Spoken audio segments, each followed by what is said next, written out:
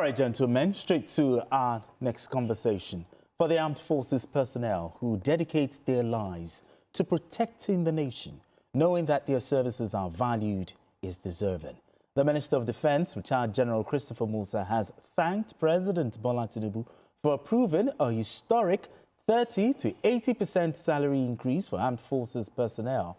The president said the pay rise recognizes the courage and sacrifices of military personnel in the fight against banditry, kidnapping and terrorism, while reaffirming the government's commitment to their welfare. I mean, Biko, good news. The president has approved salary increase for defense forces. This is a morale booster, isn't it? Yes, it's a big shot in the arm for our armed forces. It's something we've always demanded to see, because those who toil day and night, those who risk their lives, those who lose their limbs for you and I to be safe, they deserve to be better taken care of. They deserve to be venerated. They deserve to be treated as the real heroes that they are. And they deserve good pay. Nigeria must do its best to get into the league of those African countries that pay good wages to the armed forces. Countries like South Africa, countries like Botswana, even Kenya. So we need to get into that league, and I think that this is a step in the right direction. And I like the incremental way that this has been done.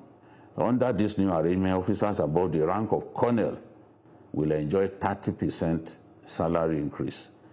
And this applies to brigadier generals, major generals, lieutenant generals, and generals. 30% salary increase. Personnel ranking from colonel down to warrant officer will receive a 50% increase, while those from private to staff sergeant will get an 80% increase. 80%? So it's just similar to what the president has done with the tax reform, whereby the lowest worker does not need to pay any payee, as you've seen in the past. So this government has done so much to improve, to focus on the welfare of the ordinary Nigerian and the lowly workers in the public service. You can see those who will get 80% pay rise. And what this also means is that the wage bill for the armed forces has gone up significantly from 660 billion monthly to 924 billion monthly, which is an increase of 264 billion naira. So this is a tremendous outlay. If you do not care for the welfare of servicemen and women, you are not going to commit this kind of money, to their welfare. So it's a good thing, and I know I'm not surprised that the Minister of Defense is this excited, because he was saying that when he was Chief of Defense Staff, soldiers were receiving 49,000 naira. About 2 years ago, he then pushed for their salary to go to 100,000 naira per month, and that has been achieved. So we say a big thank you to the president. This will definitely raise the morale of our soldiers. If you go to 44 hospitals in Kaduna, you appreciate the sacrifices that the armed forces make for us. Many people without limbs, they've lost their limbs to explosive devices. Some have lost their sight. Some have lost their lives. So even when they are alive, we need to celebrate them. We need to do our best to make them happy. And I think this is what the president has done. Again, for those who say this president has not done anything, that has nothing that I can point to during the campaigns, I wonder whether they will say this is not something good. Because the noises that they make cannot obliterate reality. This is a good step, just like Nel Fund. This is a good step, and I'm really, really impressed. This is a good step, but higher salaries, it should definitely translate to better performance on the battlefield. Yes, let me start by saying that history will appreciate the fact that despite the challenges as to insecurity in this country, Bola Tinubu was one president that kept coming up with different ideas on how to be able to solve the insecurity problem. Okay. It started by changing the service chiefs so as to Bring in put in new people blood, you know. with new ideas. Then he created divisions in the army. Okay. He sanctioned that more people, more booths should be hired. He went into partnership with the U.S. Turkey as well. where they were able to bring in people that trained our soldiers and then give logistics, give intelligence, and then even get involved in actual combat. Yes. Killing a lot of the forces and all that. Now, the game changer is this. You see, because that is why when warfare started, that is where they introduced the idea of giving medals or valor to people. Okay. When somebody wants to make a supreme sacrifice to fight for his country, you have to tell the person that we appreciate what you are doing and we want to show you that we appreciate what you're doing. When you do that, it increases morale. It makes them to know that there is need for what they are doing and that what they are doing is not in vain. We've always complained that the salaries that soldiers are being paid, you cannot look at minimum wage and put them on that kind of general salary. There must be different salary. He did that for the lecturers. Yeah. And that's why we don't have this problem of ASU and all the things we'll be hearing, because our professors were not earning well. He did that. Now he has done that for the armed forces. To add 200 billion to your wage bill is a lot of things every month. But it shows a president who has vision, who understands that, look, we have problem with insecurity, and we have to continue to come up with different ideas to be able to fight this insecurity. And one of the pillars of, one of the building blocks of fighting this insecurity is to encourage members of the armed forces, inspire them, take care of them, so that they can have a living wage, not just what we used to pay them. I don't know who convinced him to be able to do that, but to me, it's one of the best things he has done. And I also believe that this could also help curb the issue of desertion and also improve recruitment into the armed forces. Yes, it will, yes. Because they've said they should include 50 pounds or more, for example. Will be willing to join now. More people will be able to join because you have to earn well. Good. Yes, the pay is good. And then when when the pay is good like that, other things, allowances and other things will also come with it. And then it will be better thing. You see, because either we like it or not, ISIS have chosen West Africa as their base now. And when you add that to the Tuaregs and the Moradin gangs that keep moving along the West African coast, Nigeria has serious insecurity on the steps. Okay. And we have to know that it is important that we realize what we are facing. Exactly. And part of it is to be able to have an armed forces that are mobile, that are well funded, and have a good living wage. Good, absolutely. Now, Biko, this is in fact good news for the armed forces. But Biko, before we went on that break, you mentioned two things. Talking about the wage bill. The wage bill increased by over 200 billion. This is huge, but can it be sustained?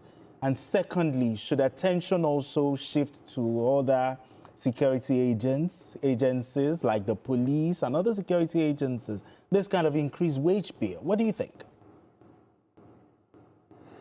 Yes, I think they will certainly come to that. It's a listening government, and they watch programs like this, so they know that we represent the voice of the Nigerian people, untainted, unstinted. So we expect that the president will let this percolate to other services. But before we go on, let me make the point that the soldiers who lose their lives the most, the soldiers on the front line, they are the ones who have their salaries increased by 80%. Oh, okay. It's not often that you see generals on the war front. No, even by their training at NDA, accent is not placed on generals going to the war front by themselves. So it is these junior soldiers that populate the front line, and they deserve solid welfare. And the country has set machinery in motion to take very good care of them.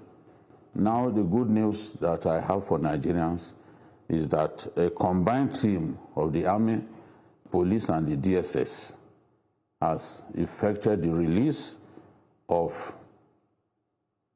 people who were kidnapped in Woro, Kwara State, running into hundreds of people. Woro, some people too were kidnapped in Kebbi State, as well as Niger State. Their release has now been secured. I just got this information now. This is good news. I'm happy to tell Nigerians. It was a firefight between the armed forces and these good-for-nothing enemies of the Nigerian state. At the end of the day, they took to their heels, just like the Orire kidnappers took to their heels, and we now have these innocent people from Kwara, from Kebbi, from Niger, freed. So it's another good news, and it also underlines the importance that Mr. President places on the welfare of our people. We will defeat the enemies of the Nigerian state. I'm very confident about that. The naysayers will be put to shame. To say that the government is not doing anything is even mischievous, utterly mischievous, because we've seen a lot of people kidnapped, rescued, yet you give the impression that they are not doing anything, that Nigeria is bleeding, nothing is working in Nigeria. This is evidence that these people had not been forgotten. Absolutely. And they've been rescued. So let's see what they say next. Maybe they are going to say that it is Trump that did it, or that they gave each of them $1 billion. Mayor, this is waiting. Mayor, because they are never happy when good things happen to our country. There are some people who are never happy. Mayor, this is in fact good news, I tell you. Well, talk to me. What do you make of this good news that BKO just dropped on our lap, right? Yeah, I'm happy, very elated, especially the poor people from Kwara that have been, Kwara has been like a theater recently. Yes. Because the Ansaru terrorists, they are based in Niger, in the forest in Niger. And because of the possibility of that part of Niger to Kwara, northern part of Kwara, they've been harassing people there. But you see, why I'm very happy is that our security forces are on top of things. And we are seeing improvements. When they achieved the Orire thing, it was a big deal. Now they've done it again, because now they'll be able to show that they can effect release of people kidnapped without paying ransom. That is very important, because it is important for us to make it not what's the word now?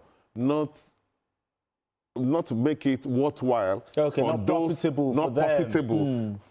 these people. Because part of the problem is that kidnapping has become big business. Yes. They realize that you kidnap some people and you will be able to get huge amount of money, which you cannot even get from armed robbery. Absolutely. even if you attack a bank. So it makes more sense to them. And when they get this money, they use that money to buy more equipment and all that, and it becomes the same circle. You kidnap people, you pay ransom, they go to kidnap other people. So one of the ways to stop it is to make it less profitable for them. Because if they see that you kidnap people and they arrest you, it's a big minus for them. Yes. And then we are winning. We are not there yet, like I said, Yes. because it's a major problem now. It's a when you major look at ISIS, you look at you look at what is happening in the West African sub-region, Okay. the security thing is a big deal now. But our security forces, they are showing that they are on top of it, and that is why initiative like this increase in salaries is a welcome development. So, but you know, the reward for good work is more work. So congratulations to our armed forces, and we hope that they do more. Okay, we expect more from them.